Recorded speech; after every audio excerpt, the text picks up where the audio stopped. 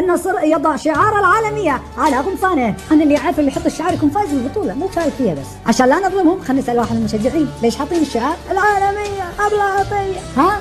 سامحونا جمهور النصر، المركز السابع شوية بعيد، حطوا مكبر صوت عشان نسمع. أخذ هذا عندك. النصر في المركز الثامن ب10 نقاط. اسمع هذه بعد هذه بتشققك من الضحك. الله يا الدنيا، صرت أشوفه في الصفحة الثانية. ماذا كان ينقص نادي النصر في هالمباراة؟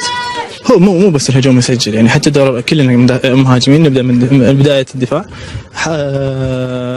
يلا يا عم الحق، يلا يا عم الحق، ناقصين لمخة من اللاعبين عمرها هساوي والدفاع ما في دفاع خسر النصر اليوم كله ما في دفاع، كلهم حسوا، احنا نجي هنا من اخر الرياض كلهم حسوا بس حسوا.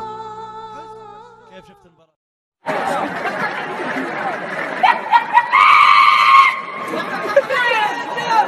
يا عدو الله يا كلب الدائما.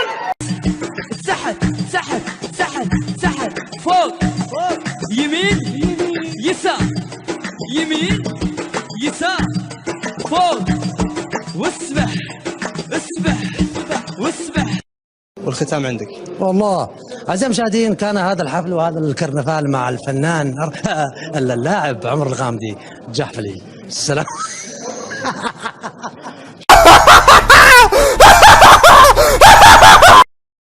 والله ما يروح، والله ما يروح راسي.